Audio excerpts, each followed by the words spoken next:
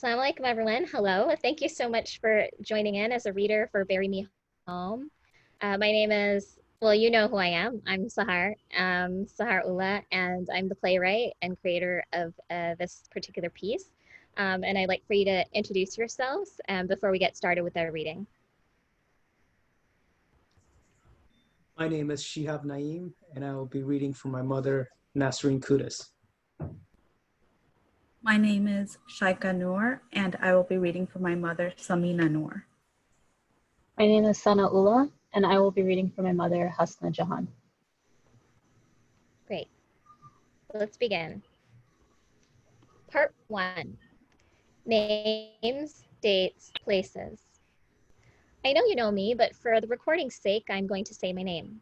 My name is Sahar Ishtiaque Ullah. I was born in 1982 in Fort Lauderdale, USA. What's your name? When were you born? Where were you born? Hasnera Akhtar Jahan, 1956, Chittagong, in a hospital. Samina Noor, 1970, Chittagong, in a hospital. Nasreen Kudus, I was born in Jessore. I was born at home. And when were you born, Auntie? Oh, a long time ago, 1950. It's on my Facebook. Part 2. The Liberation War. Where were you during the 1971 war? I was first in Feni. I was in 10th grade when the war started. The schools closed. I went to the village. Then we went back to Feni. Then back to Chittagong. I remember our people went to India. My parents said they took us to the countryside, to the villages. They stayed with family. I just finished my master's at Dhaka University.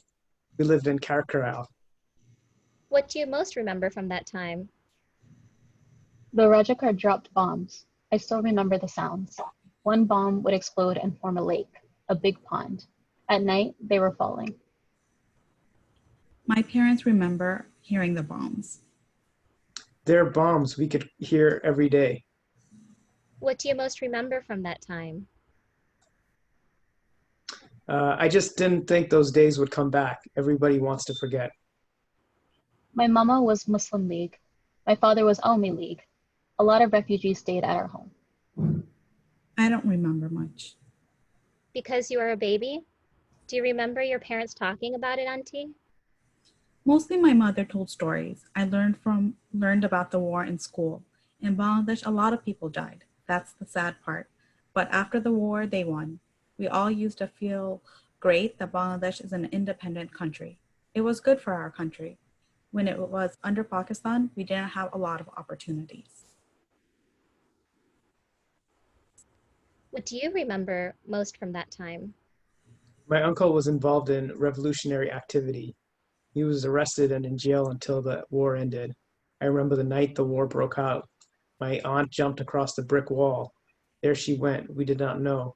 She was hiding because she was afraid she was going to be arrested too. What do you most remember from that time? It lasted for 9 months. It was horrible after that. We basically hid inside our home. We survived on molasses, milk, rice, and lentils. The people in villages suffered so much. My uncle had hired workers from Pakistan. He sheltered them. When all these areas were taken over by the Pakistani army, my uncle was arrested and ordered to be killed. The workers pleaded for his life. He was released. His house was looted. They would come inside and attack people for different reasons. Young women, young men. I remember one day a tank stopping in front of the house. My father was so nervous. He asked my mother for a cup of tea. He thought it might make him feel better, huh? It was so funny. Do you remember when the war was over? Yes, that time I was in Chittagong. That day my grandpa died. First day the war finished in Dhaka. The next day the war ended in Chittagong. My nana died that day. My mother and father were in Feni. Do you remember how you felt? We were scared. Who was alive? Who died? We were scared. We were happy and we were worried about my mama. Even though he was a member of the Muslim League, he was against the occupation. He protected people from the Pakistani army, right? He was a good man. That's why he was saved. Do you remember when the war was over? We heard the news. I think it was through BBC News and through Mukti Bahini's news. Was it by television or radio? Oh no, dear, we did not have television. I hid my mother's savings under the mattress when the war was over. I took everything out and left 100 taka note inside. There were different reactions from different people. There were mixed feelings. There was a lot of joy, but we didn't know what to expect. Part 3, exit. Ever think you were going to leave Bangladesh? Tried to leave Bangladesh. I thought I might study abroad and then come back. I didn't decide to leave. I got married in 1987. No, I never thought I was going to leave. Did you ever think you were going to leave Bangladesh? When did you decide to leave Bangladesh? I got married 1987. Within 2 months, I came with him. I came as a tourist, and later I applied for a green card. When I was getting married, even then I didn't think, I thought I would finish high school. 1979, we came to America. I married in 1974. We stayed in Dhaka University. We never thought about leaving. When we got married, your daddy applied every year for scholarships. One was for Belgium, one was for America. I asked Polish Bhai about it. He asked me, where do you want to go? I said, America. So he said, okay, then go there. My father was excited. He was more excited than me. I left Bangladesh in 1972. I got married.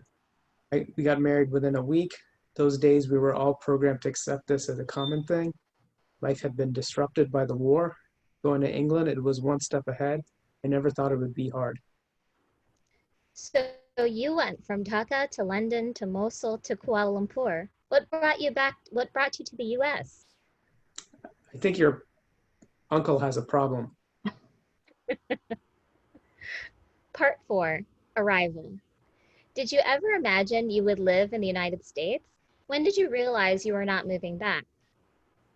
My brother was already in America. My father had died. I wanted my mother to come live with us. Things seemed so long ago. Was I that person? Before marriage, I never imagined I would leave. We watched TV and sitcoms. There was a show called Dallas, MacGyver, $6 Million Man, Wonder Woman. We had a little idea about America. America was neater than Bangladesh.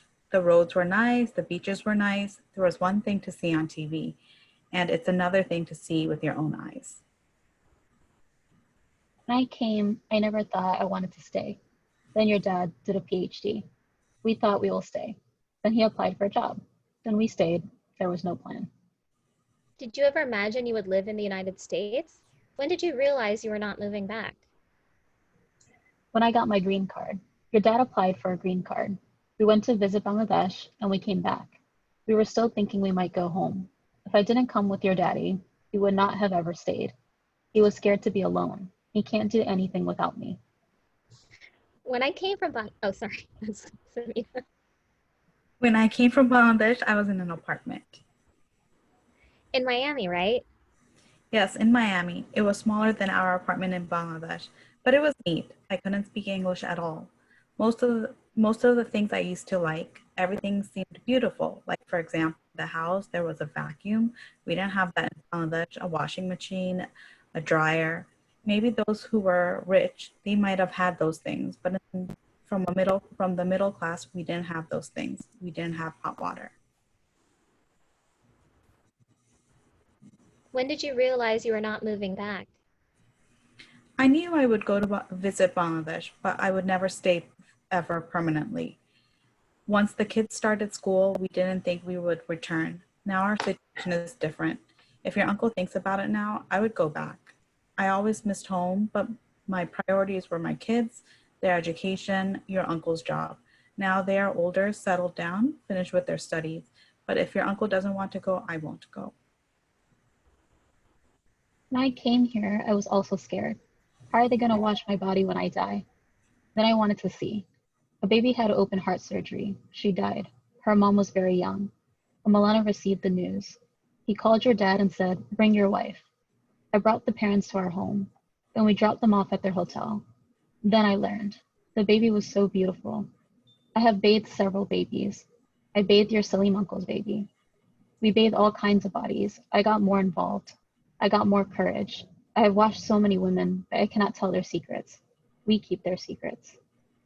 Part 5, Death and Burial. In our community, a lot of people talk about wanting to be buried back home. Have you ever felt or wanted that? I always believed this is a sad situation. 20, 25 years ago, I didn't know how bodies are processed to be sent. Now I know, and I think it is not right. My friend, she was sent back, and her own family said, "Why did you send her?" Now I think if I die, bury me here. If I die visiting Bangladesh, bury me there. In our community, a lot of people talk about wanting to be buried back home. Have you ever felt or wanted that? A lot of people like me have none of their family members here. They worry about who will visit them. Family members pressure others to send them back. I told your uncle, if anything happens to me, you will bury me here. My husband didn't want to talk about it. I told Tasneem the same. The sad thing is, I have never mentioned this to my sisters. Now, speaking with you, I feel I should be clear. In our community, a lot of people talk about wanting to be buried back home. Have you ever felt or wanted that?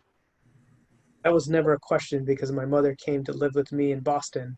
I don't know how it came to me, but my mother did not think she was going back. When she died, my brother was in Texas. He came back, he came to take her to Bangladesh. I think my mother subconsciously knew she was not going back. She didn't want to go anywhere else. I wanted to buy the plot beside her, Boston. I wanted to be buried beside her. I am here in Florida now. I don't want my body to go to Boston now, although my friends would be very happy.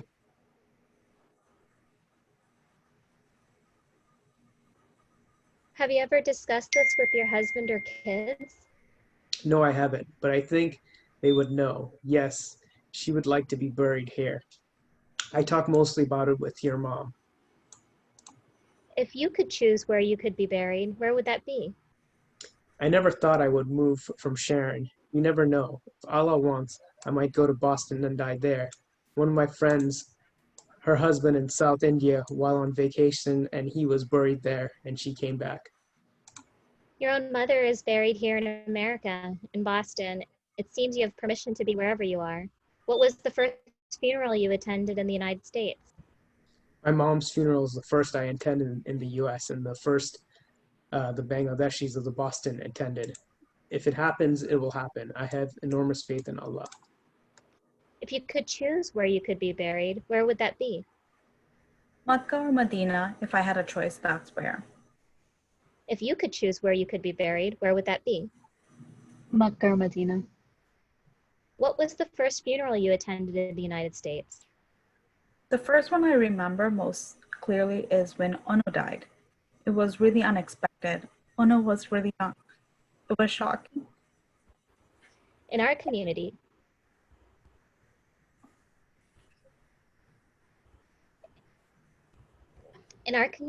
a lot of people talk about wanting to be buried back home. Have you ever felt or wanted that? They think if they are buried in Bangladesh, they will go to heaven. That is their country. It's a Muslim country. They don't understand. Before, people didn't understand. I've explained this to our community. They are worried about what happens to the body. Because you believe the soul can feel pain for the comfort of the dead? Where I die, bury me there. That is how it has to be. That's why we have to leave behind righteous people. If 10 people say you are good, you go to heaven. You can visit a grave wherever you are.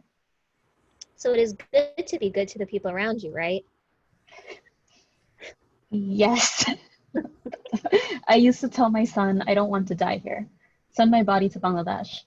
Ono used to say, when I die, send me too. He used to joke. Now I think I should not have said that. I used to say, why would I send you? This is your country. What was the most beautiful funeral you saw? The Maulana who was taken to prison. When he died, thousands and thousands of people came. I have seen big funerals, but I have not seen one like this. The saddest funeral, a young man's wife died. She was young. She died of cancer. They fell in love with each other and then came here. During the current pandemic, many people have been unable to attend funerals of loved ones or see them before they died. What does that make you think about? My father died 2 years ago. I was here. You couldn't be with him. The car brought the body from the hospital to our home. Outside the house, that is where he was bathed. Then they took him to the graveyard. If anyone dies, they come home first. Even before the body arrives, the house becomes full waiting for them. There is a mental satisfaction. Here it's really hard. Sometimes you are alone and have to deal with it on your own. During the current pandemic, many people have been unable to attend funerals of loved ones or see them before they died. What does that make you think about? The situation now, we are hearing even immediate families cannot attend funerals. It is really heartbreaking. I don't really know what we can do. Even here, if you die, no one can visit. Even in Bangladesh, no one can visit. We do funeral arrangements from home now. I don't go anywhere. Those who aren't afraid, they go to bathe the dead. People are mostly afraid that nobody will come to visit. For example, Maruf uncle is sick. We can't visit him. Nobody is going to anybody's house. Nobody is coming to anybody's house. In Bangladesh, a daughter lives on the bottom floor. Parents live above, but they aren't visiting each other. Everywhere is the same. Part 6, home. Where is home for you? Did you ever think this is my home? Out of my 70 years of life, the most I spent is in Boston. I have lots of homes. I still never think this is my home. Whenever I go to Bangladesh, I never remember I have a home here. I don't know why. Home is Bangladesh. Here my kids are here. Here my kids are here. My husband is here. That's a tough thing. Does America ever feel like home for you? No, maybe for staying it is a better place, better opportunities, but I have no family members here. But you spent most of your life here. It's amazing where our minds go. We think about a time and place where we loved and were surrounded by love. Now your dad thinks about his childhood, about teaching there. He thinks about his old friends. I just stay here. I don't think this is my home. Whatever I have, I give it to my kids. I know this is your home. You won't leave here. What about Florida or America do you like the most? Everything is the same to me. Part 7, who are you responsible for? Tell me about the first time you voted in the United States. How did it make you feel? I think it was Clinton, not the first Bush. I would listen to your uncle. I wouldn't understand. I didn't find any interest. For the men, it seems like voting is a really important thing. People who vote, they believe it is their duty. We got our citizenship when Clinton was president. For my first vote, I registered as an independent. I voted for the Democrats. I call them the spineless Democrats. I was annoyed. I was disappointed in his first choice for vice president. I have seen a lot of presidents. Carter, Reagan, Father Bush, Son Bush, Clinton, the black one, Obama, and now the crazy one. Last time I knew the crazy one was going to win. Everything is a mess now. We will mail in our votes. When people tell you they want to immigrate to the United States, how do you respond? In this situation, I don't think this government is good to foreigners. I don't think it would be a good decision. Those of us who are here for a long time, we have seen what happened before, what is happening now.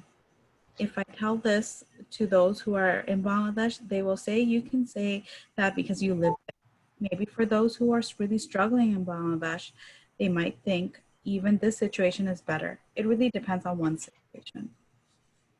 I'll tell them, come over if you're willing to tolerate insults and work hard. It was never a life of roses. I'm a tiny person. I had to be tough both physically and mentally to survive. If I could do it, you could do it. If you want to immigrate, don't expect a field of roses. There are many people who came and didn't like it, and they went back. think they are crazy. They have to survive and live first. Then we will see. Who do you feel responsible for?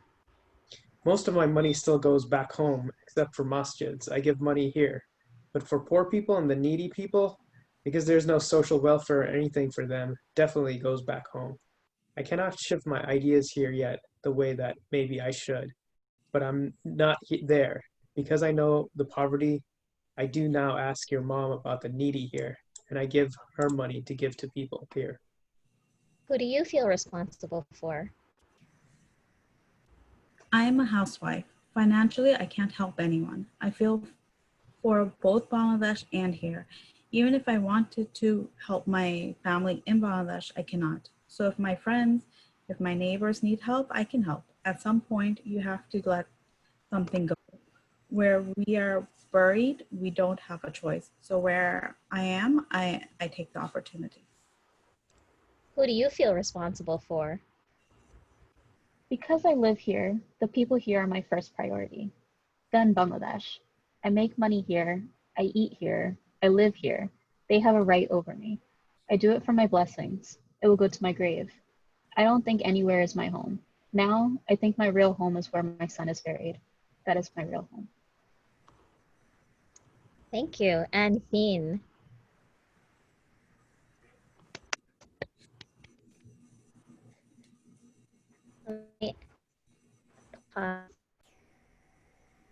Okay, thank you so much for that reading. I hope it was interesting and a good experience. And we'll talk about your initial reaction soon. I've asked you to do a little free write. And so we're gonna go back to what you free wrote at the very end of our conversation. But before I ask you any questions, could you please state your name again and tell me about where you were born and how old are you now?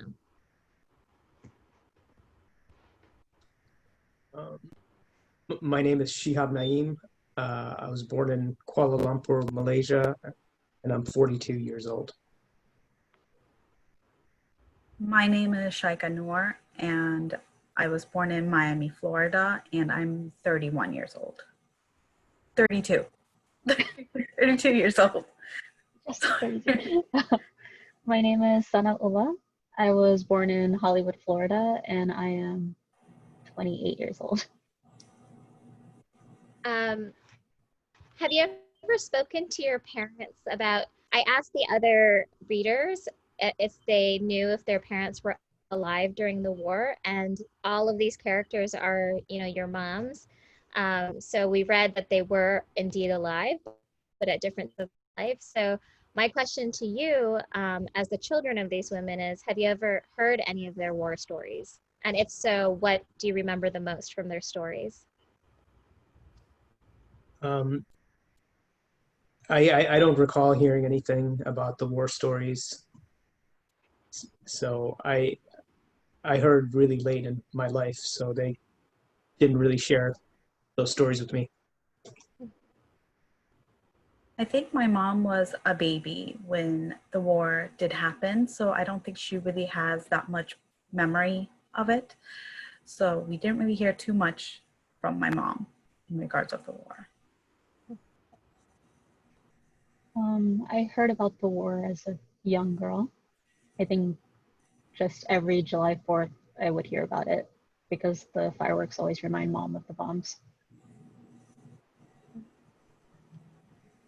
The next question that I asked the other readers is, what year did your parents immigrate to the United States? And so we heard them state it in the script. So my question to you is, did you ever speak to your parents about their first days in the US? And do you remember any stories about their first days in the US? Well, I was alive when I immigrated with them, so I knew what was happening around me.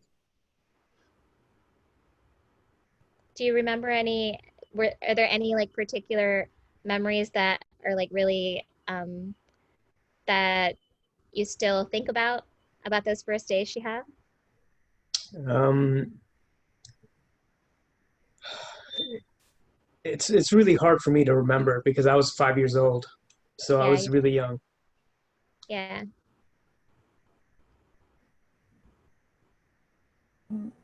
Well, my mom, and I don't know if it's particularly the first day when they moved here, but I think I've heard stories about like little incidents pretty like soon after they moved here. My dad moved here when he was like a bachelor starting his undergrad. So he was very young. He had his apartment, and my mom moved here, and my dad was there. My uncles were there. So it wasn't just my mom and dad when they moved here. So it was a very different situation for her.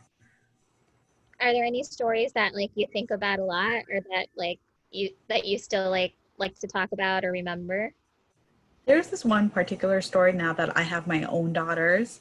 My mom used to, I guess, put hair oil in her hair every day in Bangladesh. And I don't think she realized that she wouldn't be able to find it here at that time because most of these Indian stores and South Asian stores were not close.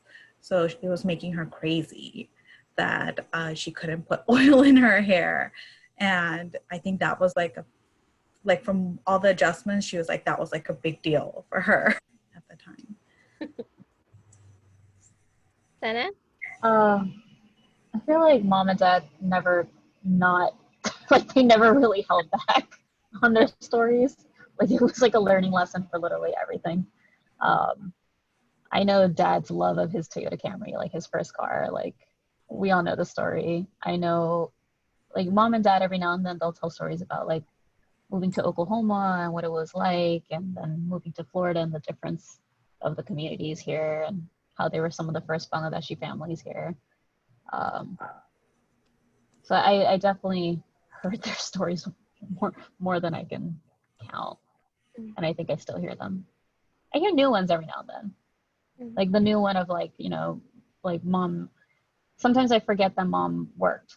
Like I was too little to remember when mom worked, and like mom will say like I learned English through the university, and like I can't even learn. I mean, I've lived in Florida all my life. I can't learn Spanish, and just thinking that mom could learn it through just interaction with students, just buying things from her. Like I think that's pretty brilliant. We don't give enough credit for that. Um, so we read, this is a little bit of a tougher question, right? So we read the part on death and burial, and I asked your moms where they would like to be buried, and what, and one of the things that came up in our conversation, in the longer conversation that's not transcribed, is how their ideas changed over the years of being in the US. So have you ever had this conversation with your moms? And if you haven't, were you surprised by their answers? Not really. I know she has a connection with Boston. She really likes it there. So I know she talks about that. So that wasn't too surprising that she would mention that.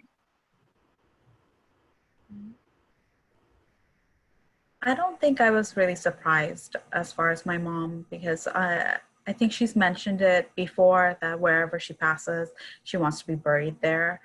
I mean, I think if it was in a different state, I don't think she would mind being driven to Florida, but she doesn't want to be embalmed and flown to a different country.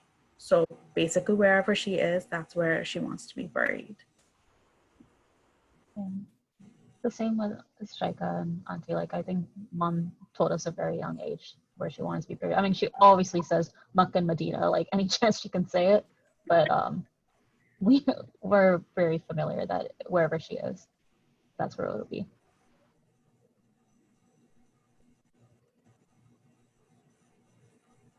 Did it pause? I asked the other readers in the script if any of the lines they could imagine their own mom saying. And so they went through the script and they identified the lines that, yeah, I could see my mom saying this. I could see my mom saying this. I could see my mom saying this. So I'd like for you can look at the script. Are there any things that they said that you were like surprised by, or it kind of, something that you didn't know or it surprised you, and not just of your own moms, but of the other aunties? Um, yeah, I mean, I don't. I only know Hasna, Auntie Hasna, just as very as as an acquaintance almost. So I didn't know too much about her, but it's also not surprising. She has a good sense of humor, so it seems like she can kind of adapt anywhere. What was like particularly funny for you, Shihab?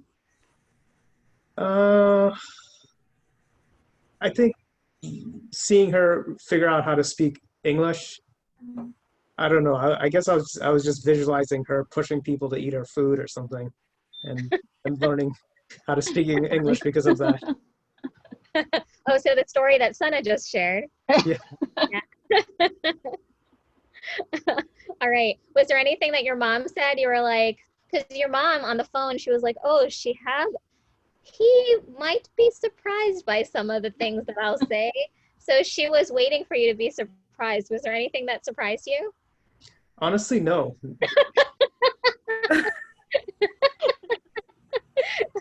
What do you think? What do you think was like she thought was going to surprise you? I have no idea, honestly. I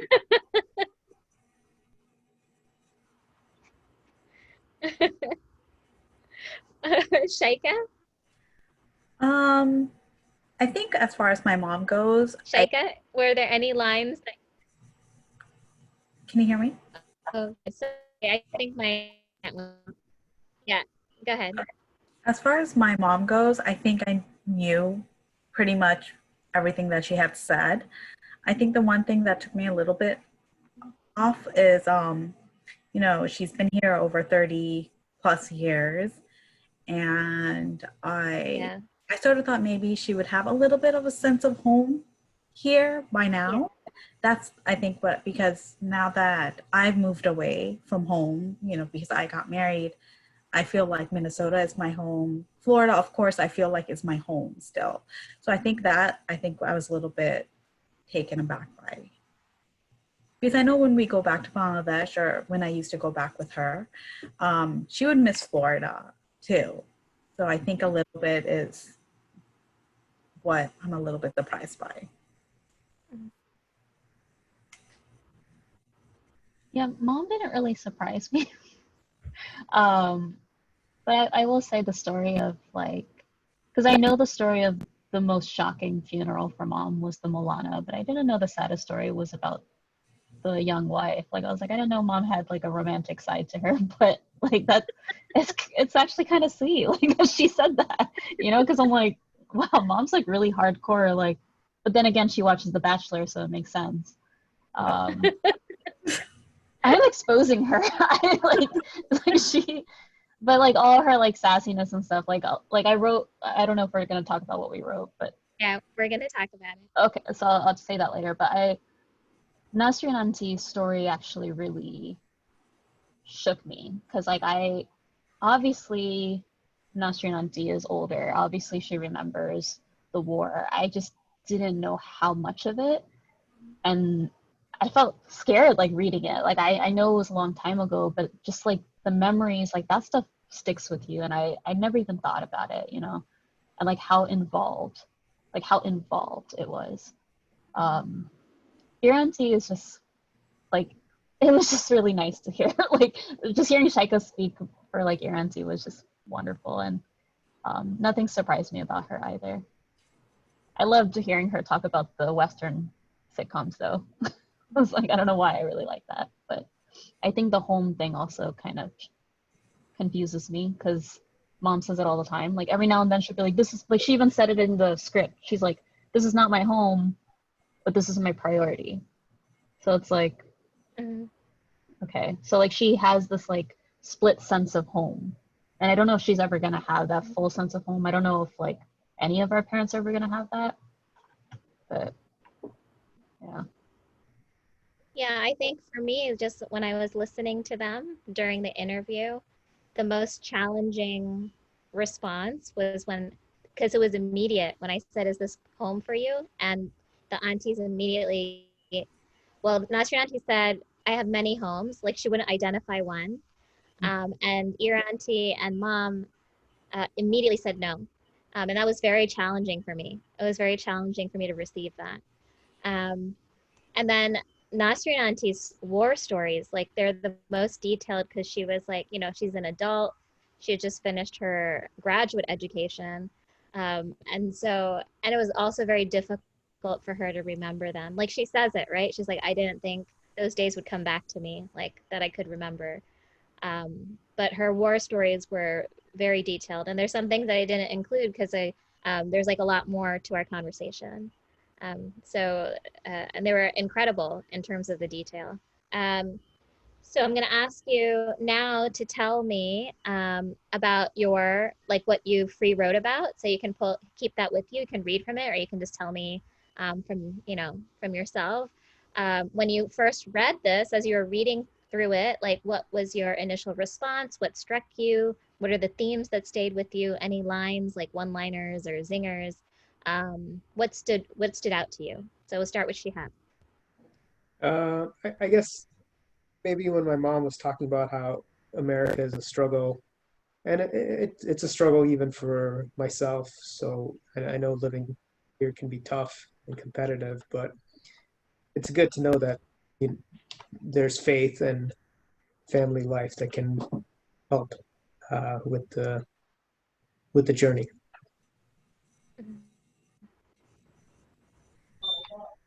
I think I had mentioned it like I sort of knew pretty much whatever my mom said. I could predict it pretty well. But the thing about here not being home, or not even at all a little bit of sense of home, I think was what surprised me a little bit. But when she had mentioned that before she came here about there's so many nice things like washing machines and dryers, and I almost feel like whenever I went back to Bangladesh, the other way around, like, oh, everyone is doing things for you. So that's easier than, yeah, there's nice things here, but you still have to do it. So I think there's a different perspective from both sides. So If you look at my paper, you're just gonna make fun of me. But all I wrote was "Mom is so mom," because like when I read it, I was like, yeah, that's like even just how short the answers were. But I was just thinking, I'm like, there were a few things Mom said that really stood out. Like when I think of Mom, I don't think of her as someone scared, and like her saying like when she was here, she was scared all the time. I'm like, I don't know, for me that's like so bizarre. Like if we've always traveled with Mom and Dad, and like I don't know, it was like it makes sense. It makes sense someone would be scared in a new place. But I think that surprised me.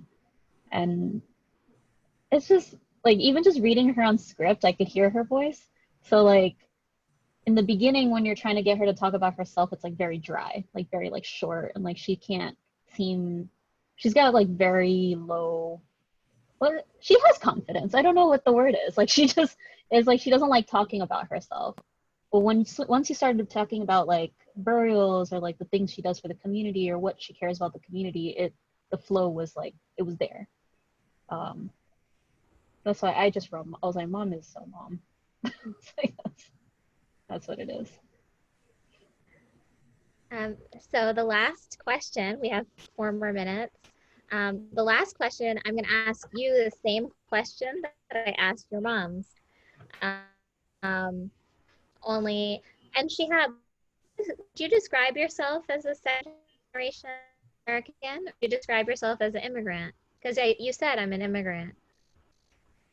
I'm sorry, you cut off. Can you repeat the question again?